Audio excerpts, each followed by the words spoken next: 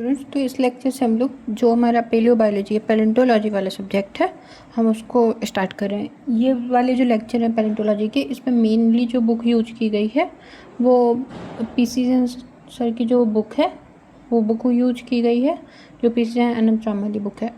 और उसके अलावा अमरदास गुप्ता की बुक है जो कुछ पार्ट्स में यूज की हुई है।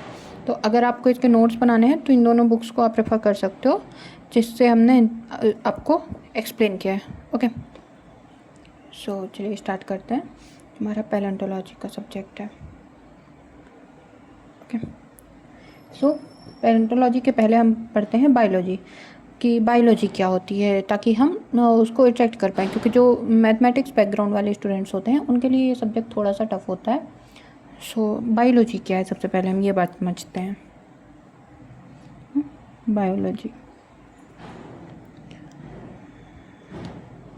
आई होप क्लियर दिख रहा होगा, क्योंकि लग नहीं रहा है कि क्लियर इस पर दिख रहा है।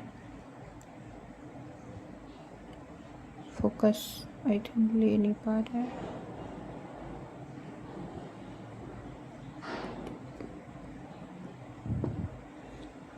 ओके, सुनाई तो दे ही रहा होगा। चलो, तो जो बायोलॉजी है, बायोलॉजी क्या होती है? Study of organisms, study of organisms. तो ये कैसे कैसे जो टाइम के साथ में स्टडी करते हैं हम ऑर्गेनिज्म का, वो हम बायोलॉजी में करते हैं। और जो बायोलॉजी है ये दो ब्रांच में डिवाइड होती है, एक होती है हमारी नियोंटोलॉजी एंड एक होती है पैलेंटोलॉजी। तो इसके दो पार्ट्स हैं, नियोंटोलॉजी एंड पैलेंटोलॉजी।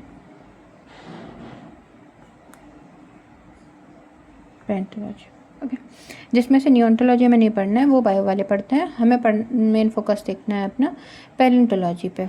जो पैलेंटोलॉजी है उस पे हम किस चीज़ के बारे में पढ़ते हैं? जो हमारे डेड ऑर्गेनिज्म है, जो हमारे पेलियो टाइम्स पे हैं। तो हमें क्या मिलेगा? हमें रॉक्स में स्टडी करनी है, इसलिए हम पैलेंटोलॉजी की कल स्टडीज़ करते हैं रॉक्स में या फिर जो फॉसिल्स हैं उनकी। अब पैलेंटोलॉजी क्या होती है?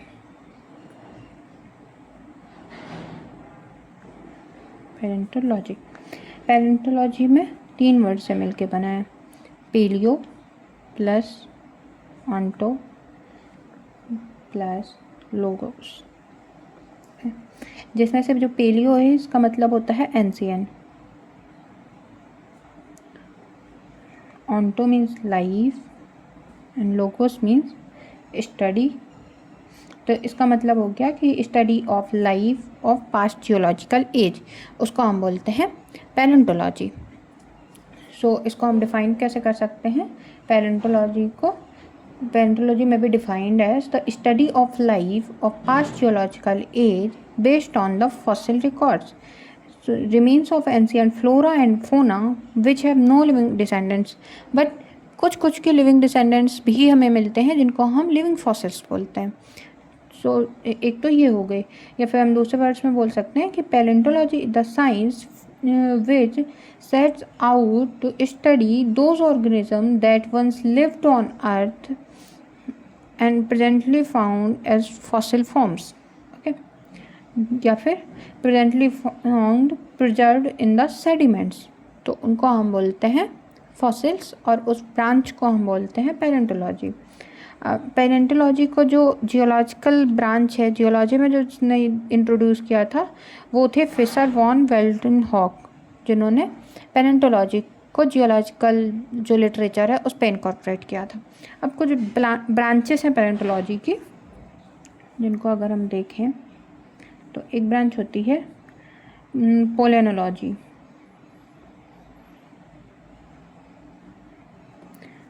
एंड जो डील करती है स्पॉर्स एंड पॉलन से, जो कि क्या है? रिप्रोडक्टिव ऑर्गेनिजम्स रिप्रोड्यूस करने के लिए हेल्प होते हैं इन प्लांट्स। जो सेकंड ब्रांच है वो है पेलियोबायोटनी, ये किससे डील करती है? प्लांट्स मैटर से। नेक्स्ट ब्रांच है पेलियोजूलॉजी,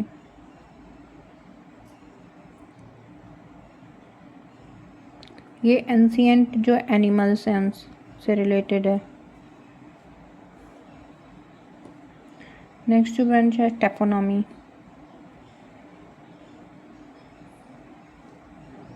टेपोनॉमी क्या होगी? Study of fossilisation.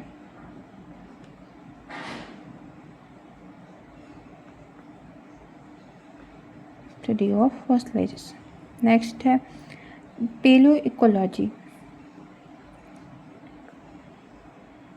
ये भी नाम से ही समझ आ रहा होगा, पेलियो इकोलॉजी। इस पे क्या होता है? Relationship between ancient plants and animal. Relationship between ancient plants and animal. Ichnology. Ichnology क्या होता है? Study of trace fossils. So related with trace fossils.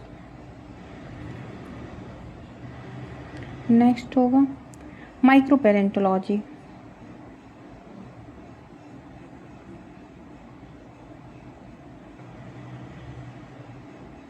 माइक्रोपेरेंटोलॉजी किससे रिलेटेड होती है? हमारी स्टडी ऑफ माइक्रो ऑर्गेनिजम्स।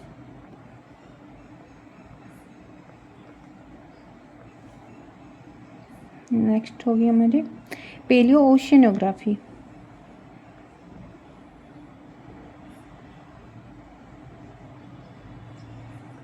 ये क्या होगी? जो स्टडी ऑफ ओशियंस है। फिर पेलियो इसी से रिलेटेड होगी पेलियो बायोजियोग्राफी।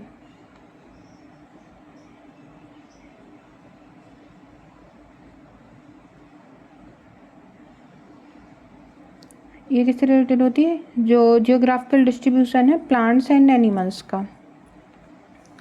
फिर थोड़ा यहाँ पे लिख लेते हैं, बहुत जगह जाएगी ऐसे।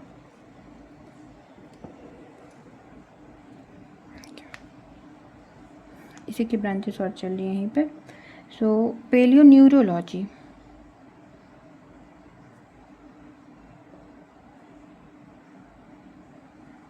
ये किससे रिलेटेड है? Study of evolution of brain by using fossils.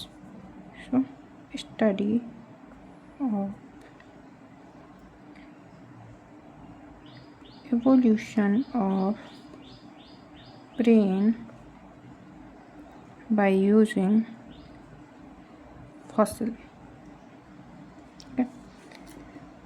Next paleo community भी बोल सकते हैं, जिसमें प्री हिस्टोरिक ऑर्गेनिजम्स हैं उनके ग्रुप्स की स्टडी करते हैं।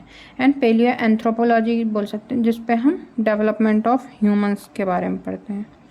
तो एक होती है पेलियो कम्युनिटी एंड नेक्स्ट होती है पेलियो एंथ्रोपोलॉजी। सो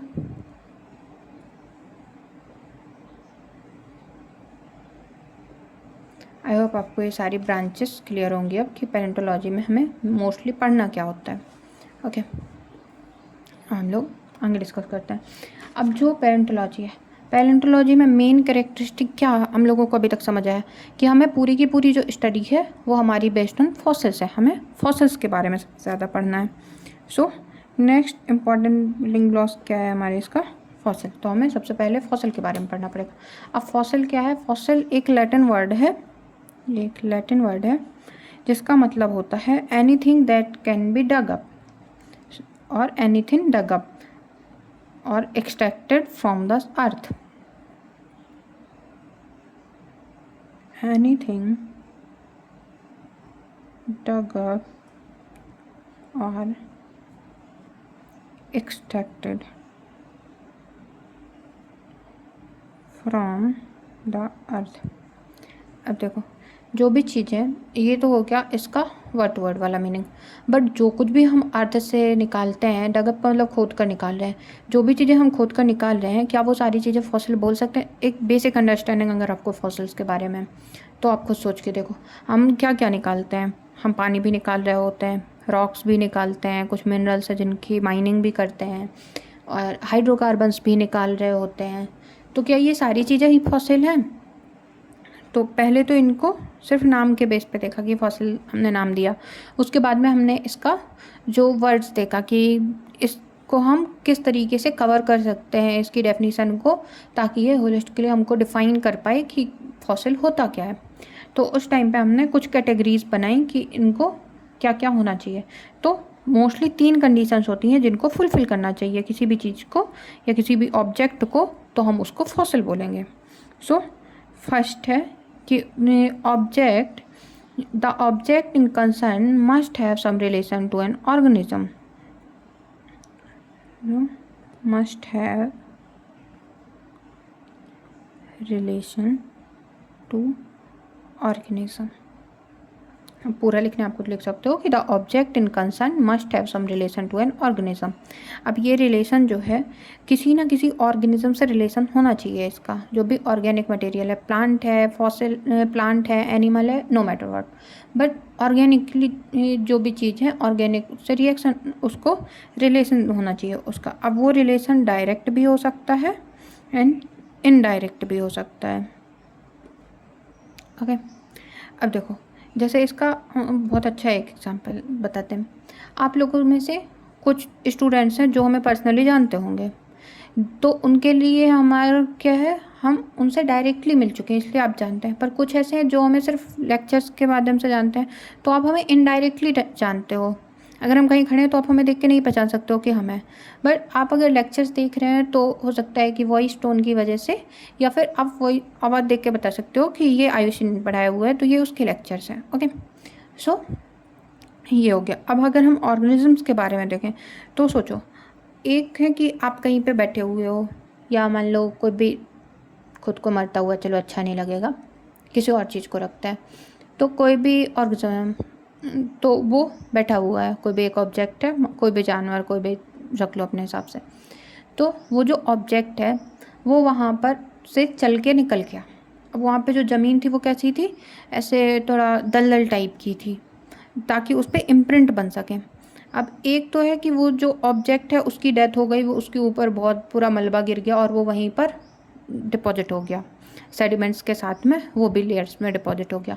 और दूसरा है कि वो वहाँ से जो डैम्प सरफेस थी उससे निकल के गया, तो उसके जो पाँव थे उनके फुटप्रिंट्स वहाँ पे बन गए, जो भी उसके फुटप्रिंट थे, और उसके बाद सेडिमेंटेशन हो गया।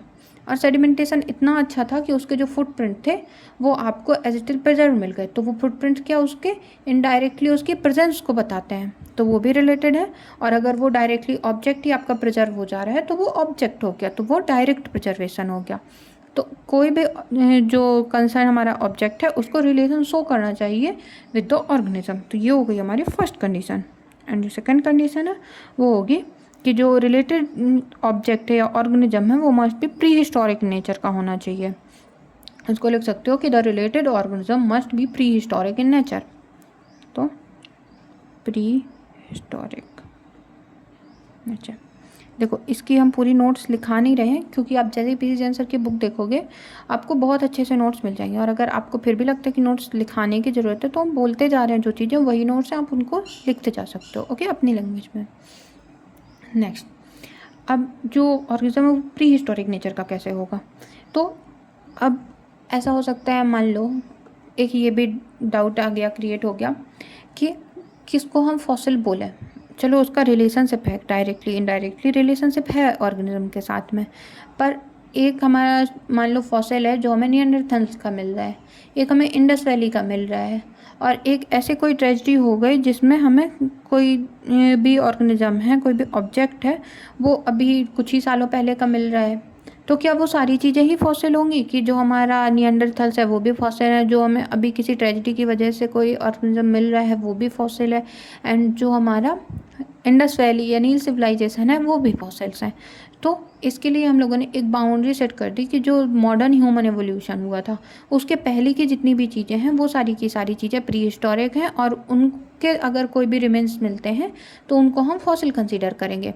और अगर उसके बाद के जो मिलते हैं जैसे इंडस वैली सिविलाइजेशन, नील सिविलाइजेशन है, तो इनको हम सब फॉसिल या फिर आर्कियोलॉजिकल एविडेंस बोलेंगे, फॉसिल कंसीडर नहीं करेंगे। सो इसके में लिख सकते हो आप कि the term prehistoric we mean anything prior to the beginning of man should not be treated as a fossil. Thus, remains of the Indus civilization or the Nile civilization are not fossils, but the remains of Neanderthals and stone tools used by them are fossils. क्योंकि stone tools क्या हो गए, indirect fossil हो गए, and जो Neanderthals के direct fossils मिलते हैं जैसे नर्मदा मानव मिला था, तो वो सारे हो गए हमारे फॉसिल्स। एंड जो थर्ड इसकी कंडीशन है वो क्या हो गई कि नेचुरली प्रिजर्व होना चाहिए। The organism must be preserve by natural process और the object must be preserve by natural process. तो नेचुरल प्रोसेस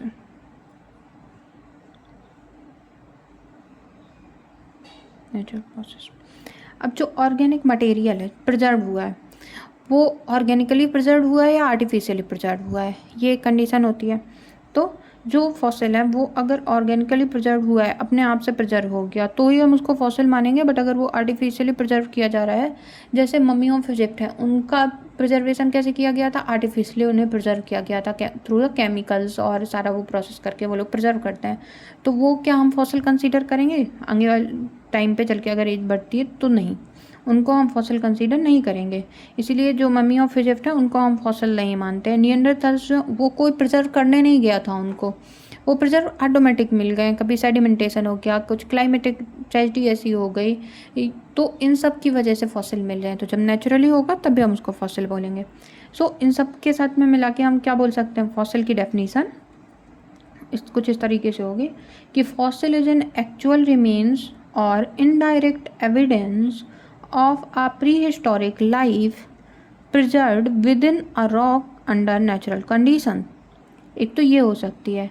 और लैमार्क ने भी एक डेफिनेशन दी थी, तो लैमार्क ने इनको डिफाइन किया कि remains of plants and animals which have existed on the earth in superficial deposits, उसको हम फॉसिल बोलते हैं। ओके, अब फॉसिल्स को हम ऐसे मोटे अगर डिवाइड करें तो कैसे कर सकते हैं, तो फॉसिल्स, अब फॉसिल सबसे पहले टू टाइप से डिवाइड कर सकते हैं, on the basis of size and on the basis of organism. तो on the basis of size and on the basis of organism. अब साइज के बेस पे दो टाइप के फॉसिल होते हैं, एक तो mega fossil and second one is microfossil. जो मेगा फॉसिल है तो बड़े वाले हो गए, और जो माइक्रोफॉसिल है वो जिनको हम देख नहीं पा रहे हैं, बहुत छोटे फॉसिल होते हैं। अब जो माइक्रोफॉसिल है वो भी एनिमल माइक्रोफॉसिल होंगे एंड प्लांट माइक्रोफॉसिल होंगे। जो एनिमल माइक्रोफॉसिल है ये बेस्ड ऑन कंपोजिशन डिवाइड होंगे। तो जैसे हमारा है सिलीशियस है, सिलीशियस का एग्जाम्पल क्या होता है, रेडियोलेरिया। नेक्स्ट है कैलकेरियस, कैलकेरियस का क्या होता है, फोरामिनीफेरा। नेक्स्ट देखें फॉस्फेटिक, फॉस्फेटिक का होता है कोनोडोंट्स। एक मटेरियल होता है काइटिन, काइटनस से बने होते हैं। अब जो प्लांट है, प्लांट को अगर हम देखें इनको कैसे डिवाइड किया गया, अब इनको डिवाइड किया गया है मटेरियल के बेस पर, जैसे कैलकेरियस। कैलकेरियस में क्या होते हैं, नैनो प्लैंकटॉन्स होते हैं जो,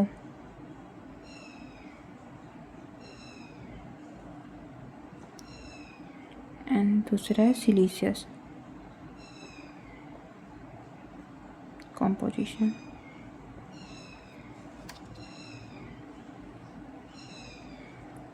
ये क्या होते हैं, जैसे सिलिकोफ्लेजेलेट्स हैं या डायटम्स हैं, ये आएंगे आपके सिलिकस में, डायटम्स एंड सिलिकोफ्लेजेलेट।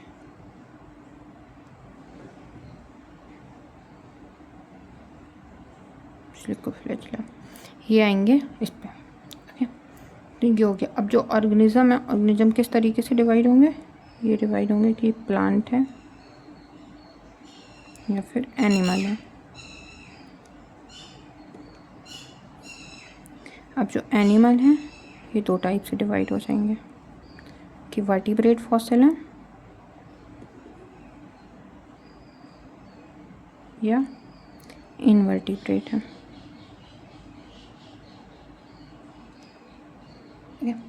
तो ये हो गया एक बेसिक क्लासिफिकेशन फॉसिल्स का। अब जब फॉसिल हमें पता चल गया, हमने समझ लिया कि फॉसिल होता क्या है, तो अब हम क्या देखेंगे कि फॉसिल बनता किस तरीके से, तो उसकी कंडीशंस क्या हैं प्रिजर्वेशन की। सो आई होप आपको ये बेसिक समझ आया होगा। अगर इसमें कोई भी प्रॉब्लम है तो आप लोग ग्रुप में पे कहीं भी मैसेज कर सकते हो हमको, और जो नेक्स्ट लेक्चर होगा उस पर हम लोग डिटेल में देखते हैं कि कंडीशंस ऑफ फॉसिल प्रिजर्वेशन क्या होंगी। ओके।